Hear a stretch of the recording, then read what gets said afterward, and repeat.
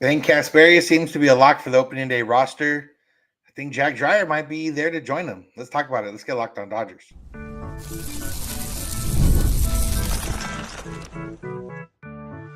You are Locked On Dodgers, your daily Los Angeles Dodgers podcast. Part of the Locked On Podcast Network, your team every day.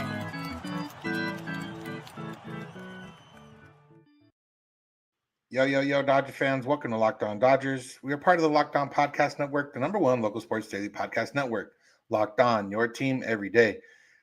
This is the daily podcast covering the World Series champion Los Angeles Dodgers, bringing you the smart fans' perspective on our boys in blue. You can find us wherever you find podcasts and on YouTube. All you got to do is search for Locked On Dodgers.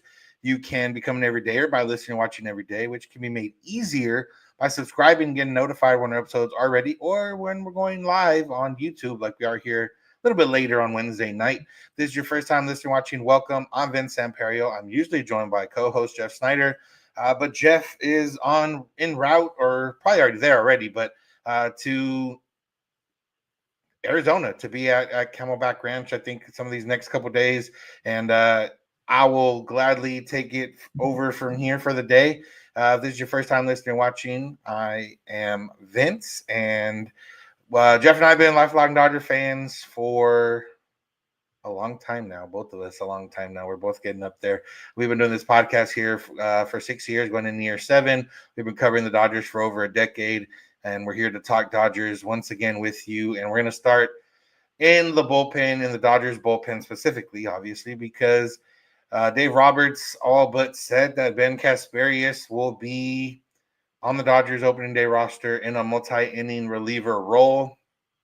And this is something that Jeff mentioned last night. He thought Casparius was a lock. We talked about Casparius a lot this offseason after, the numbers had shown that he had improved his velocity. We asked him about it, and he said it was just a matter of getting healthier and feeling more grounded, feeling more in tune with his mechanics and with his body, and it's paid off. I mean, to go from I'm sure around this time last year, Ben Casparius had no idea, even in his wildest dreams, what could have came in the next 365 days, and he went from making his MLB debut to being on the postseason roster to winning a clinching game in the NLCS to pitching in the World Series at Yankee Stadium, from winning the World Series, being part of the first parade in LA for the Dodgers since 1988.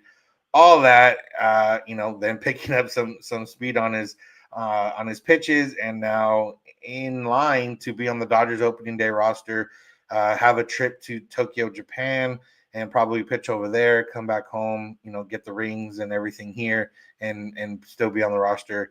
And it's been, quite a whirlwind for him. I'm sure it was quite a whirlwind just, talking about what happened in his life right now. And yeah, Ben Casparius has earned this spot. I mean, he's earned this spot with how he pitched last year. He's earned this spot with how he came into camp this year. And, the realistic reason, one of the reasons he earned this spot is because he's healthy. Not to say that he might not have earned a spot if everyone was healthy, but it definitely, has helped his chances here because of injuries or guys starting off the season slow or starting a little bit behind. Michael Kopech, we know Evan Phillips are expected to not be on the opening day roster due to injuries coming into the spring. You have Edgardo Henriquez, who, was fighting for maybe one of those spots in the bullpen, who recently got hurt. You have a couple other guys that, Michael Grove, who won't start the year healthy, and all that just adds to Casparius, who never really was in the running for a spot in the rotation, but definitely was in the running for a spot in the bullpen. And, he's gotten that spot. And it is interesting for them for Roberts to mention it as a multi-inning reliever. Not sure, the Dodgers, not sure exactly what the plans are, especially early on in the year, especially with starting the season with the 5-man rotation. Do you want more guys that are able to throw multiple innings? Do you want guys that, can maybe be essentially a piggyback in some situations? We're not entirely sure of that yet. Like, when it comes down to Tony Gonsolin and Dustin May, like, does one win the spot in the rotation and does the other win a spot in the bullpen as another multi-inning reliever? Do the Dodgers want to carry multiple multi-inning relievers where it can help them out in terms of length in certain spots, but, it can also hurt you if one guy doesn't get the job done and then you're stuck in a precarious spot because you have two relievers that are down that have thrown recently. Whatever the case, there's a lot of ways that it can go with this. Ben Casparius being on the roster, is a great story. Is great for him. Is great for the Dodgers. He's looked pretty solid this spring, regardless of the numbers, which if you look at the numbers, you'll think, oh, why is this guy, being talked about so highly? At 3.86 ERA, hitting 4.2 innings, 4 appearances, just 4 strikeouts. But, we've seen him get it done. Last year he had success in the majors and he wasn't necessarily a huge strikeout guy. And in the spring, I'm sure he's still working on a few things. And, as we've talked about a lot with spring results, the results for Ben Casparius was the increase in velocity. The results of, ERA and everything else might not play as big a hand just because we don't know what he's working on. If he's working on different sequences, if he's throwing certain pitches in certain situations, if he's working on, trying to get ahead using a certain pitch or trying to, work from behind using a certain pitch, whatever the case is. But the case of the matter is that he has shown up and been in great shape and, has proved that. And, we'll now get to be there in the opening day roster. But, as much as it is praise for Ben Casparius for sure, it also does kind of lend you to think what's going on with the rest of this Dodger bullpen. And, we've talked a lot about bullpen. I'm sure we're going to talk a lot about it now, but you kind of look at some of the locks, the guys that are healthy right now, there should be locks on the roster. You got Tanner Scott, you got Alex Vesia, you got Blake Trinan, you got Kirby Yates, you got Anthony Banda. That's 5 guys right there. With the 5-man rotation, that's 10. They're going to carry 13 pitchers, you would imagine, to start things off before Ohtani gets in the mix, which, ultimately just allows them to keep an 8-man bullpen. So you look at, there's probably one of Gonsolin and Dustin May are going to be there for middle to long relief. More realistically, I feel like it's probably Dustin May that gets the relief role. Tony Gonsolin starts the year in the rotation.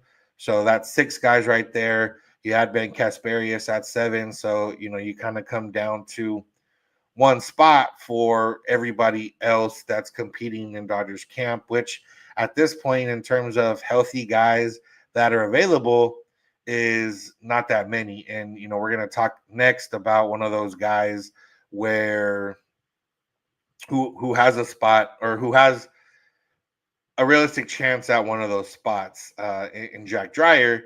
But, you look at who else is available.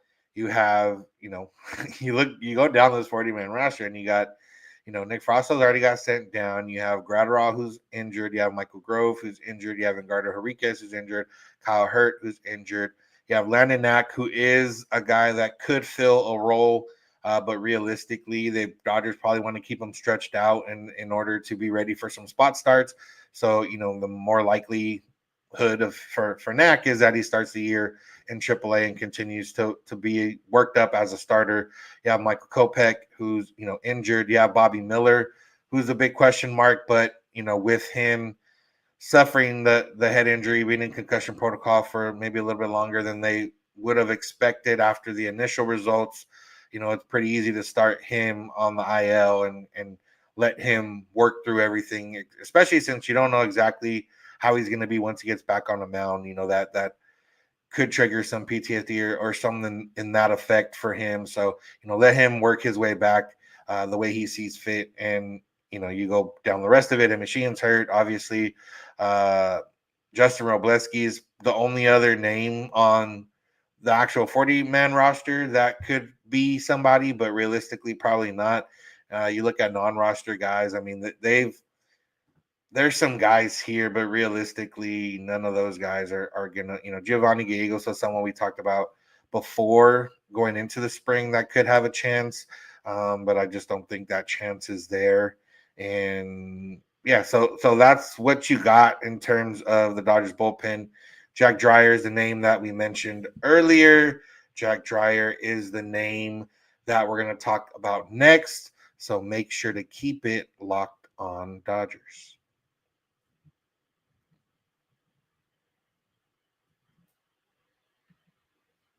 Thank you for making Locked On Dodgers your first listen of the day, last listen of the day, any listen of your day. We appreciate those of you that are everydayers. People that listen every day, you take 30 minutes of your day to listen to Jeff and I talk about the Dodgers, or, just Jeff or just me or Jeff and Clint or whoever it is. Talk about Dodgers. We appreciate you. If you're already on YouTube, you can just hit that subscribe button to make sure you get notified when we are going live on YouTube. Sometimes, we go a little bit later than we normally do, like we did today. So if you want to get notified, and you don't want to be worried about, oh man, when are these guys going live if they didn't announce it, that's how you can figure it out. If you're on YouTube, you can check out Locked On Sports Today and Locked On Sports Los Angeles. Those are two 24/7 streaming channels from the Locked On Podcast Network, bringing you the biggest news and stories from the sports world and the LA sports world. All right, now let's talk about Jack Dreyer. Jack Dreyer, we mentioned him when he was added to the 40-man roster. I don't think we had any real knowledge of who Jack Dreyer could be, who he was maybe, and if at that point, no realistic shot at making the Dodgers opening day roster. But, you count on the injuries that I mentioned, Kopech maybe starting off slow, Evan Phillips working his way, trying to be ready for opening day, but maybe not, or maybe domestic opening day. Henriquez, Michael Grove, all these names. And you have Jack Dreyer, who has been really good for the Dodgers this spring and who is starting to get noticed because you start counting names and you start figuring out who could be in this Dodgers bullpen, and he's the guy that makes the most sense. And if you haven't seen Dreyer pitch, he's gotten a lot of swing and miss this spring. I want to say his last 3 appearances, he has 16 swings and misses, which is a very good amount, especially for, in the spring, even though especially a guy who hasn't, he's not a major league guy yet. He could be a major league guy, but he's not necessarily somebody that is counted on as being a major league guy. And you look at, how he gets those swings and misses, what he works on, and you look at the fastball, and the fastball is what they've called special or different, or whatever you want to call a fastball that moves the way his does move. And you look at IVB, which is something I've had to learn at least the last few years, but something that is the big part of spin rate in a baseball, and it stands for induced vertical break, which is the amount of pitch rises or falls due to spin that's not due to gravity. Usually measured in inches, and basically how a pitch moves or carries up, hops, whatever you want to call it. So Alex Vesia's IVB, his average IVB on his fastball is 20.3 inches, which is very, very good. It led MLB last year, if I'm not mistaken, and is what allows him to be so dominant, even though he's not throwing 98 to 100. He's usually in the mid 90 range.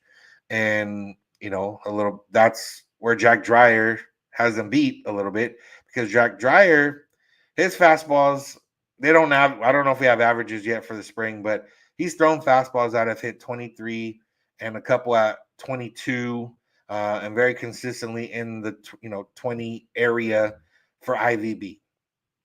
Now, that obviously, if he threw 23 and 22 on a consistent basis, he would lead MLB by a great margin, because Alex Vesia is at 20.3. But that's where Dreyer's getting a lot of the swing and miss, because it's deceptive. It's a fastball that, seems to rise. And for a hitter coming from the left side, a fastball that seems to rise. For a righty, rise when you're back at the plate and the ball's kind of rising, it seems like it's probably going away from you. So you get, swing and miss on chases like that. To a lefty, it's just going to tie you up, especially, if you're not ready for it. So for Dreyer, he's looked really good. And honestly, if you had asked me right now, I think he'd be on the opening day roster based on, the 7 I mentioned earlier that would be locks, and kind of who's left out there after. It there's really nobody else that makes sense, especially with the guy that has done really well for the Dodgers in the spring this year. So, yeah, Jack Dreyer is definitely on the radar. He had a few articles come out recently because he can solve a Rubik's Cube in, I think, like 20 seconds, they said. Um, Now, solving a Rubik's Cube is not always necessarily skill based. I know how to solve a Rubik's Cube. You basically, you remember some algorithms and you remember some steps and you can get there. Even the fastest I've ever done it, and I've only memorized really one way to do it or a couple ways to do it, is like a minute 30. So to do it in 20 seconds means you're way ahead of the game. You're way above the game. You are, probably able to handle data and challenges and whatever else you want to call it a lot faster, or process things a lot faster than maybe some other people can. And yeah, that is just an interesting little quirk about him. He's done Rubik's Cube portraits. I know there was a Otani one that's been floating around the last couple of days. That's pretty cool. But beyond the Rubik's Cube, beyond all that, he's struck out 7 guys in 4 innings. He has a .75 whip this spring. And I want to say that his last 3 outings have been have been the ones where he's been the best. Let's see. Well, he did give up the 1 run. He gave up a home run against the Reds, but his last 2 outings, he's got 5 strikeouts in 2 innings. Very efficiently, 13 pitches in both of those appearances for those 3 outs. So yeah, I can look forward to seeing more of him. Assuming he's on at least the trip to Tokyo. He'll be at least on the trip to Tokyo for sure. He'll probably get to pitch out there since they'll probably not push their starters too much in those first couple games. And it depending on what happens with the guys that are trying to recover, Phillips, Kopech, guys like that, then that'll kind of depend if Dreyer sticks around. But at the very least, with what we've seen in the spring, we know there's a chance for Jack Dreyer. There's a path for him to have success in the big leagues, and there's a path for him to have a role on this Dodger team, whether it's, waiting for injury, whether it's, somebody's ineffective and, they've been ineffective for a while and they want to try someone else, just like guys can come up and do very, very well. Guys can come up and, especially as a reliever, and maybe have a weird year. Anthony Banda last year came seemingly out of nowhere and had a great season for the Dodgers. And, now is expected to be on the opening day roster for the Dodgers. Similar to Ben Casparius, kind of came out of nowhere, filled a role for the Dodgers last year. Now expect to be on the opening day roster now. But again, you can't expect them to repeat everything. You would hope that they do. I guess you can't expect it, but you can't be surprised if it doesn't work out. That's just the way relievers are. I mean, Kirby Yates had, some bad times a few years ago and then had a really great season, last year and, now signed with the Dodgers and expected to be, one of the key men in their bullpen. Evan Phillips and Tanner Scott were both on a really bad Orioles team and not pitching that great for them. And then, they get to figure things out their own ways and they've now, become 2 big pieces for the Dodgers bullpen now. So I'm not saying Jack Dreyer can be, Tanner Scott or Evan Phillips or even like that, but if he can be a serviceable reliever, in the vein of Alex Vesia, because they do have similar fastballs, and I think Dreyer has a little bit better off-speed stuff, then that would be great for the Dodgers. And it just continues to churn that bullpen, I don't know what do you churn with? A churn? I don't know. But it continues to push that and keep the Dodgers. The reason the Dodgers can continue to have all this winning and have all this success is not just because, yes, the money's a big part of it and being able and spending on players is, helpful. But continuing to have guys have success that weren't drafted high or weren't even – Jack Dreyer wasn't even drafted. He had Tommy John surgery coming out of, I believe, Iowa. went undrafted, and now here we are 3 years later on the precipice of being on the Dodgers opening day roster. So, shout out to him. I'm sure we'll see him at least one more time this spring.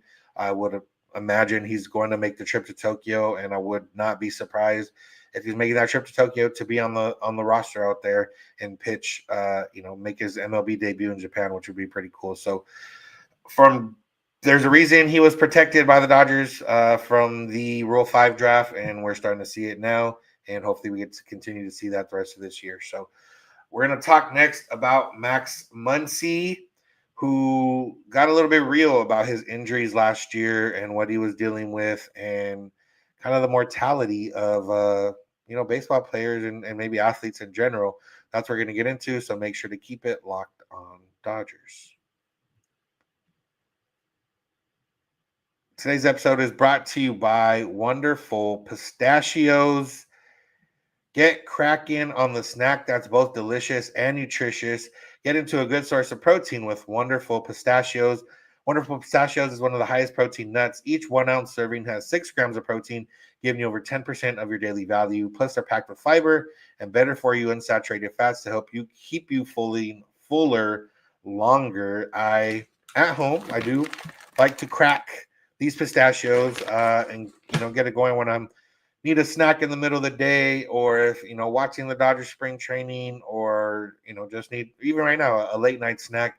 Get cracking on some of these pistachios, and they're great. If I'm traveling, I'm usually one to get the ones without shells because I don't want to bother people on the plane or wherever I'm at, or make a big mess when I'm not at home. But either way, whether you're cracking or whether you're just munching, go check out and get yourself some Wonderful Pistachios. It's the complete protein, providing all of 9 essential amino acids. It's the perfect grab-and-go snack for those busy days and the perfect grab-and-go snack for those nights at home. Get snacking and get cracking with a snack that packs a protein punch. Visit wonderfulpistachios.com to learn more. I want to thank you for being an everydayer. If you are one, an everydayer is just someone that listens or watches every day. We appreciate those of you that already are everydayers. We appreciate those of you that aspire to become everydayers. And we appreciate those of you who are maybe listening for the first time and are thinking, hey, maybe I do want to become an everydayer. I do like the Dodgers, and I do like listening to Dodger Talk. And we are here every Monday through Friday or Sunday through Thursday, depending if we go live, talking Dodgers for about 30 minutes. So not too much of your time. And especially when the season gets going, it's the easiest way to get up to date and recapped with everything going on in the Dodger world. And if you want to go beyond the podcast, you can become a Locked On Dodgers Insider by going to joinsubtext.com/LockedOnDodgers. You can get text directly from us, keeping you up to date with Dodger news and rumors and thoughts. You can get an exclusive link to a Discord server and talk Dodgers with other Dodger fans. So make sure to go to joinsubtext.com/LockedOnDodgers. All right, let's talk about Max Muncy. Somebody we haven't really talked about this spring, but that's normally a good thing when you're a player like Max Muncy. That means that nothing's going terribly wrong. Maybe nothing's going amazingly right, but with the way Dodgers starters are playing these days and getting going, you don't, unless Max Muncy was like 8 for 8 with 8 homers. No news is good news at this point. We're not talking about injuries. We're not talking about slumps or looking bad or whatever the case is. But Max Muncy did talk recently about his 2024 season, and had some real thoughts and get you thinking about the mentalities that some of these guys have, and the fact of the matter is that these guys are real human beings that have real human emotions, and sometimes sports can cloud that judgment in terms of maybe some fans, but there is a lot going on here. And Max Muncy, there's an article in the LA Times where he talked about his injury last year. You remember he originally went down with an oblique injury that was not supposed to take too much time. He ended up missing, almost 4 months. And ultimately it took them like cracking one of his ribs in order to relieve the pressure, in order to make him start feeling better. So the quote is, when you're in month 3 of not playing and nothing's getting better, you're starting to have thoughts in your head like, is this my body telling me that you just can't do this anymore, that was a tough one for me. He continued, quote, the injury gave me kind of a new light. It's always been a blessing to be out there and play this game. But when you start reaching a point last year where you weren't sure if you were going to be able to come back at all, you really start being great. You start really being grateful for the opportunities you have to be out there. It's just one of those things where you appreciate it. You're going to appreciate it a little bit more. And I mean, this is real, in the sense of he didn't know what was going on. And when you have an oblique injury, it sucks because you really can't do anything to make it better. It's just kind of rest. But when you've already rested, a month, 2 months, it normally doesn't take that long for you, at least for you to start feeling better. And, month 2 wasn't at that point. You get into, month 3, like he's mentioning, and like you mentioned, and you're thinking, man, like, is there just something wrong with me? Is this my body, not being able to recover anymore? Is this just, kind of the end of my days or whatever, anything that was going through his head. And he came back. He did well for the Dodgers when he came back. He had a interesting postseason. He set an NLCS record for times on base, and then in the World Series, he didn't do anything. But, fact of the matter is he helped the Dodgers win the World Series last year, and he's helped the Dodgers, be very successful in the last few years. And, from a guy who, was almost out of baseball before he ended up joining the Dodgers, to a guy kind of reflecting on his career and reflecting on the moment, it's definitely kind of real. And it makes you think like, oh man, like these guys are going through a lot of different things that maybe we're not privy to or we don't think about. And, just makes you want to think a little bit more about like, oh man, like this is, Max Muncy loves playing baseball. Max Muncy loves the Dodgers. He's said that both multiple times. And, for him to come to this realization that this could be it. And now that he's back out here, being grateful for it, there's different motivations you can find. And obviously, if you're playing in the big leagues, everyone has different motivations. The team's motivation as a whole is to win the World Series. And, but for the Dodgers, we know that it's, kind of broken down into, okay, well, win every day, win the division, win the NLDS, win the NLCS, win the World Series, blah, blah, blah, blah. Ultimately, that's your main thing, win the World Series. For certain players, we've talked about this a couple times in the last few weeks of, what your job is in the spring. Yoshinobu Yamamoto has had a little bit of, not struggles, he's had some innings where he's struggled. And then when he talks about it after the game, he mentions that he's throwing pitches that he wouldn't normally throw in certain situations, or he's staying away from certain pitches. He's working on different things. So last year, he was maybe just trying to be the best guy he could be because he was trying to make an impression because he just signed a huge contract and he was coming over from Japan and, that sort of thing. And now this year, he's locked in. He cemented himself as somebody that's going to be at the top of the Dodgers rotation, and now he can work on things in order to get better. Guys like Blake Snell are in a similar boat. He knows he's going to be at the top of the Dodgers rotation. He's working on things to make himself better. Guys like Ben Casparius, Jack Dreyer, yeah, they're working on getting better, but they're also working on impressing enough people to be considered to be on the major league roster. And, guys like David Bodie, who we've talked about recently, is showing that it wants to show that his swing change is real, that he deserves to be on this team, and that, there's a spot even in the team that seemingly had no spots and hasn't had any injuries on the offensive side. There's a spot for the taking if you are able to, show it well enough. And, everyone has those different motivations. Max Muncy is a guy that his motivation is coming in and being the best he can be to help the Dodgers win the World Series. But now he has that little bit greater appreciation of just, you're getting older. This is your last year, guaranteed to be a Dodger. And, you want to embrace everything that comes with it. So I appreciate him for opening up. And, it just gives you that different perspective on some of these players sometimes. So going to finish up the episode real quick, just talking about some non-Dodger news from a former Dodger player, Justin Turner. In an article by Bob Nightingale, had a lot of quotes about the Mariners, who he was finished the season with the Mariners last year. He was a free agent up until not that long ago. He ended up signing with the Cubs. But he talked about the Mariners, and, talking about re-signing with the Mariners and talking to ownership and talking to whoever. And he said, I told them several times this offseason, you have a unicorn of a pitching staff. This might be the best 5 starting pitchers in the history of the game. He meant collectively. He also went on to say there's never going to be a better time in the history of this franchise to have added a couple bats to make a run than this year, and they missed it. And he said, when he thought about re-signing or if, whatever the case, close to re-signing, thought about re-signing, whatever it was, he said, if I was the only piece they brought back in, I would be saying the same thing. What the hell are we doing? Are you trying? And, this is kind of the point that we like to make when it comes to the Dodgers when people complain about the spending, is that there's teams like this that aren't spending and actively not trying to get better and actively not trying their hardest to put together the best chance of winning a World Series.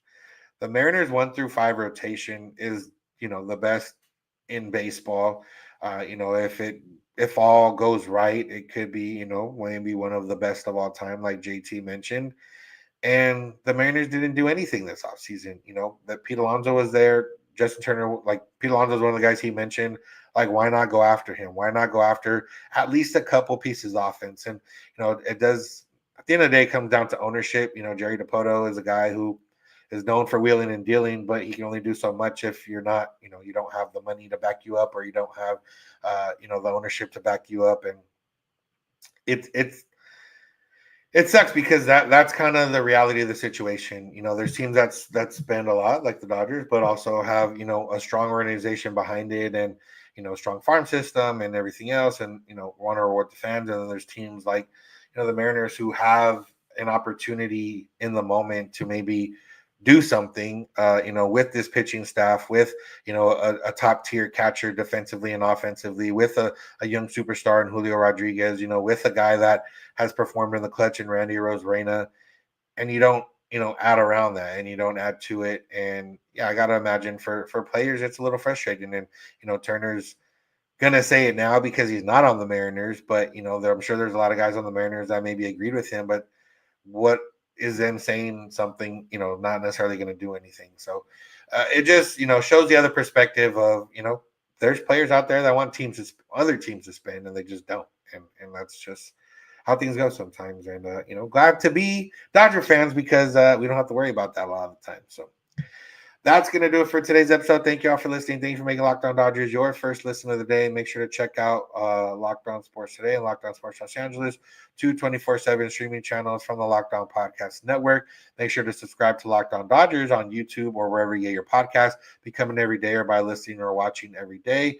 Remember, you can go beyond the podcast, become a Locked On Dodgers insider by going to joinsubtext.com/Locked On Dodgers. If you want something else to listen to besides Locked On Dodgers, you can check out Locked On Fantasy Baseball with hosts Dominique Martino and Matthew Ane. Fantasy draft season is here. Be the most informed fan and set yourself up for a league win. Find Locked On Fantasy Baseball on YouTube or wherever you listen to podcasts. Remember, you can go beyond the podcast, become Locked On Dodgers insider by going to joinsubtext.com/Locked On Dodgers. You can follow us on social media, Twitter, Instagram, and TikTok at Locked On Dodgers. You can email us lockedondodgers@gmail.com. You can find Jeff on Twitter as Snydog. I'm at Vincent's91. You can DM us with any questions or comments. You can also send us a voicemail or leave us a voicemail. Send us a text message at 323-863-5625. We're here every weekday morning, and we hope you'll be here with us when you get in your car or if you're at home. Take your smart device, play podcasts, Locked On Dodgers. And remember, you don't have to agree. You just have to listen. Have a good one.